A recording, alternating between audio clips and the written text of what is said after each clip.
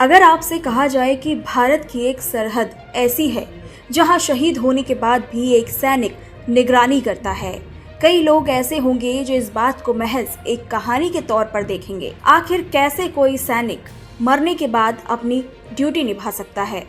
कैसे किसी सैनिक की आत्मा शहीद होकर भी अपना कर्तव्य निभा सकती है? आपके मन में ये सारे सवाल तो जरूर आए होंगे।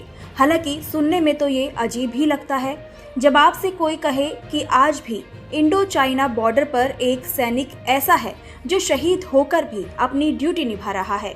आप देश के ज़्यादातर एक्ट्रेस और क्रिकेटर्स के बारे में तो जानकारी रखते होंगे, लेकिन देश के लिए जान गंवाने वाले बाबा हरभजन सिंह को कोई नहीं जानता है। तो चलिए आज इनके बारे में बात की जाए और जाने कि ये सभी बातें किस हद तक सच्ची हैं। लोग बाबा हरभजन सिंह को लेकर इन बातों पर विश्वास न करें, लेकिन चीनी सैनिक भी इस पर विश्वास करते हैं। कहा जाता है कि दोनों देशों के बीच होने वाली फ्लैग मीटिंग में हरभजन सिंह के नाम की एक खाली कुर्सी लगाई जाती है ताकि वह मीटिंग अटेंड कर सकें।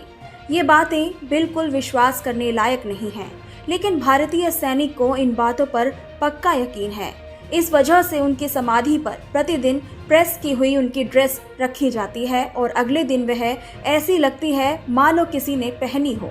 यही नहीं, रोज सफाई करने के बावजूद उनके जूतों में कीचड़ और चद्दर पर सलवटें पाई जाती हैं। हरभजन सिंह का जन्म 30 अगस्त 1946 में गुजरावाला में हुआ था, जो कि आज पाकिस्तान का हिस्सा है। हरभजन सिंह साल 1966 में 24वीं पंजाब रेजिमेंट में बतौर जवान भर्ती हुए थे, लेकिन हरभजन सेना को अपनी सेवाएं सिर्फ 2 साल ही दे पाए और साल 1968 में सिक्किम में तैनाती के दौरान एक हादसे में मारे गए। उनकी मृत्यु के मामले में सेना के जवानों ने बताया कि एक दिन जब वो खच्चर पर बैठकर नदी पार कर रहे थे तो खच्चर सहित हरभजन नदी में बह गए। नदी का बहाव इतना तेज था कि उनका शव बहकर काफी आगे निकल गया। ऐसा कहा जाता है कि 2 दिन तक उनके शव को ढूंढा गया। इसके बावजूद जब उनका शव नहीं मिला तो उन्होंने खुद ही अपने एक साथी सैनिक के सपने में आकर अपनी शव वाली जगह बताई। सुबह उस सैनिक ने अपने साथी को हरभजन वाले सपने के बारे में बताया और सैनिक एकजुट होकर सपने वाली जगह पर पहुंचे तो वहां हरभजन का शव पड़ा हुआ मिला।